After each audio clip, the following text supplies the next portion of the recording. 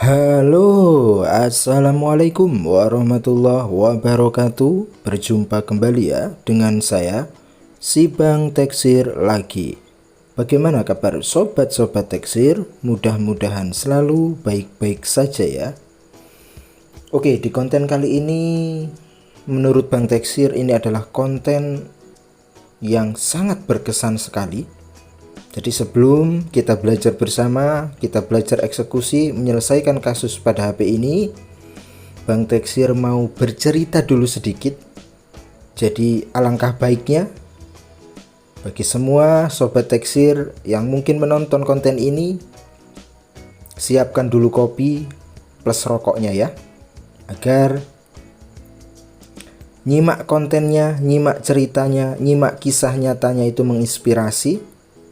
Dan sobat-sobat semua bisa belajar juga yang sedang Bang Teksir lakukan saat ini. Jadi ceritanya, kisah nyata ini ya sobat-sobat semua, tidak ada rekayasa. Datang seorang kakek-kakek, saya sempat ngobrol lama, sekitar umur 70-an tahun, sangat renta sekali. Berjalan pun pakai tongkat, menuntun cucunya yang masih kelas 5 SD. Jalan kaki, bayangkan sobat-sobat semua, jalan kaki jauhnya 5 kilo. Sebelum ke tempat Bang Teksir, beliau servis di konter terdekat dia. Berarti tetangga konter Bang Teksir dong. Lalu kata beliau, tidak bisa diservis. Tidak bisa diservis, pahami ini baik-baik. Tidak bisa diservis.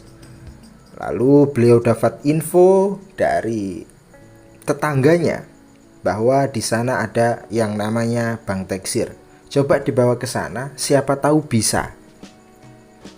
Saya penasaran ya sobat-sobat semua, kenapa di konter sana tidak bisa diservis gitu kan. Nah, lalu beliau ngasih jasa ke saya, Mas tolong benarkan ini HP cucu saya hanya ada dana segini-gininya, sedangkan cucu saya itu tiap harinya harus ikut belajar online. Pahami baik-baik bagi pemuda-pemudi yang menonton, ini adalah perjuangan orang tua untuk memberikan yang terbaik kepada anaknya. Jadi jangan mempermainkan perjuangan orang tua kita ya. Ketika rasa penasaran itu timbul ya sobat-sobat semua, kenapa sih di konter itu tidak bisa diservis katanya. Dan saya juga bertanya-tanya, seberapa parahkah sih ini kerusakannya, kan seperti itu. Dan saya sempat berburuk sangka, apakah karena jasanya hanya 50.000 ini, karena mungkin kerusakannya lebih dari itu, akhirnya konter sebelah tolak ya sobat-sobat semua. Nah, orang seperti ini kita bisa membedakan mana orang yang benar-benar butuh dan keadaan minus, dan mana orang-orang yang nyamar, serba ada, yang banyak nawar ke teknisi tetapi semuanya punya dia. Nah, itu yang kita harus bisa bedakan ya sobat-sobat semua. Saya tidak membicarakan jasa 50.000 ini, tetapi Bang Teksir membicarakan masalah hati nurani teknisi ya. Karena teknisi itu enggak semuanya cuma bisnis saja urusannya ya sobat-sobat semua. Oke lah, sekarang kita akan buktikan bersama-sama ya sobat-sobat semua. Sebenarnya apa ini kerusakannya? Bahkan untuk baterai pun tidak ada loh. Baterai pun tidak ada sobat-sobat semua. Jadi HP batangan seperti ini, dan saya akan coba untuk hidupkan, apakah merespon atau tidak. Ini saya siapkan baterai baru. Dan kebetulan ini kakeknya lelah sekali, jadi tak suruh nunggu di depan. Saya siapkan air minum ya. Oke, kita hidupkan. Dan ternyata hidup sobat-sobat semua. Tetapi yang terjadi, LCD tinggal separuh, pecah, hancur. Dan inilah yang menyebabkan counter sebelah itu menolak. Kenapa? Karena memang tidak mencukupi budget untuk eksekusinya. Bayangkan saja sobat-sobat semua, harga LCD 150, belum jasa pasangnya, belum lagi baterainya. Hitung sendirilah. Kalau 250-an pasti. Bahkan sampai sempat harga 300 kalau dengan baterai. Sedangkan ini HP lama. Mungkin itu adalah salah satu penyebab kenapa di sana ditolak servis. Karena memang budgetnya tidak memungkinkan. Karena kita tahu sendiri kan, modal untuk memperbaiki atau repair HP ini dari LCD 150, belum baterai. Baterai anggap saja yang bagus 50.000, sudah 200, jasanya 50, kadang yang tidak mau teknisi. Minimal ya 100, jadi 300. Sedangkan uangnya hanya 50.000. Oke lah, di tempat Bang Teksir, karena orang tua ini membuat terenyuh saya, membuat saya meneteskan air mata ketika ngobrol dengan beliau. Servisan beliau saya terima. Dan di konten ini akan kita bantu bersama-sama ya sobat-sobat semua. Inilah cerita hari ini dari Bang Teksir, servis pemula yang jauh di pelosok desa ya. Jadi konten ini bisa mewakili bahwa tidak semua teknisi itu selalu dengan uang. Ada kalanya kita berbagi dengan cara kita masing-masing. Oke, kita semangat, kita bongkar. Karena di sini LCD-nya memang sudah hancur, jadi kita semakin berani saja ya sobat-sobat semua untuk membongkar. Tinggal kita congkel saja. Seperti biasanya tahap pertama untuk eksekusinya, kita bersihkan dulu sisa-sisa lem yang menempel di casingnya, terutama yang keras. Itu yang akan menyebabkan pemasangan LCD tidak presisi. Dan jujur, Bang Teksir membuat konten ini sambil meneteskan air mata. Bukan masalah saya nombok di pengerjaannya, tidak. Ini masalah hati nurani dan perjuangan seorang kakek itu agar cucunya bisa ikut belajar online seperti yang lainnya.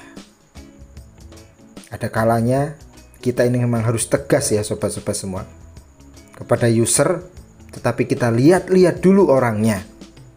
Saya ini orang yang tegas, bahkan jarang sekali saya ini meneteskan air mata dalam hidup. Tetapi untuk kasus hari ini saya benar-benar luluh lantah.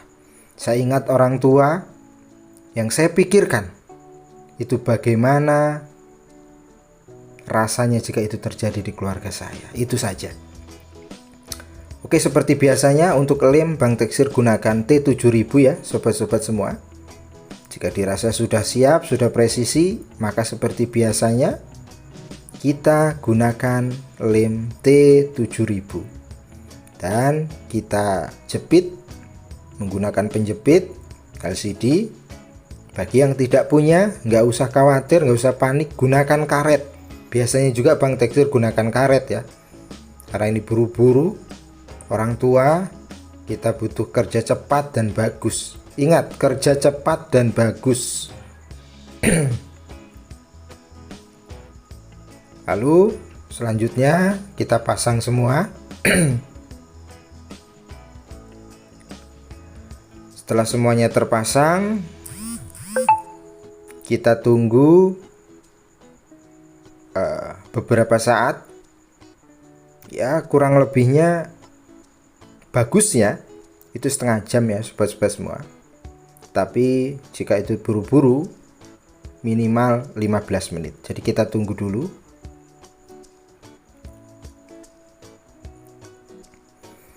Oke, ini dirasa sudah cukup ya sobat-sobat semua, kurang lebihnya 15 menit.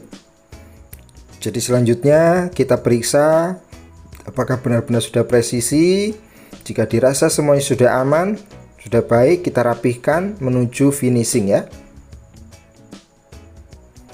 Ini saya percepat karena memang mengingat ini ditunggu ya sobat-sobat semua. Jadi harap maklum saja. Yang terpenting step by step dan kisah dari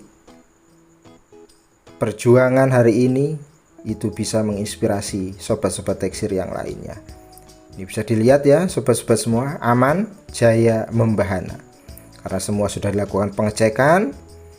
Apalagi ini buat orang tua biar tidak balik-balik lagi, dan tentunya itu bisa bertahan lama mudah-mudahan ya. Mengingat emang kondisi LCD saat ini itu sangat memprihatinkan, tapi mudah-mudahan untuk LCD di J1 ya, J1 AC ini bisa bertahan lama ya sobat-sobat semua. Oke, Bang Teksir niat hari ini kita tidak apalah tidak cuan ya. Bang Teksir akan kembalikan uangnya ini tidak secara langsung, karena kalau secara langsung pasti ditolak oleh beliau. Jadi triknya, saya akan masukkan ke tempat baterai seperti ini. Lalu baterai barunya nanti kita kasih ke tempatnya lagi. Lalu kita bilang kepada kakek tadi, Mbah, ini hanya rusak baterainya saja. Ini baterainya sudah diganti, sudah saya tes, hasilnya baik-baik saja. Jadi jasanya itu hanya untuk beli baterai saja Mbah. Nanti nyampe rumah dipasang saja baterainya, nyuruh cucunya ya, hanya tinggal pasang baterai saja, pasti semua orang bisa. Oke, ini semua sudah selesai ya sobat-sobat semua. Konten ini bukan masalah kita riak atau bagaimana, tetapi perlu dicatat, teknisi bisa berbagi, teknisi bisa memberi dengan cara masing-masing. Jadi jangan main sweeping rata. Kalau teknisi itu semuanya apa-apa dengan uang. Kami sebagai teknisi desa, teknisi pemula juga bisa berbagi dengan cara yang halal, tanpa membuat orang itu rugi ataupun tercela ya sobat-sobat semua. Mudah-mudahan konten pada kali ini bisa menambah semangat kita sebagai teknisi, semangat juang kita sebagai teknisi. Mudah-mudahan semua kebaikan sobat-sobat teksir di luar sana yang tidak terekspos dari segi servis HP bisa menjadi amal kebaikan untuk kita semua. Assalamualaikum warahmatullahi wabarakatuh.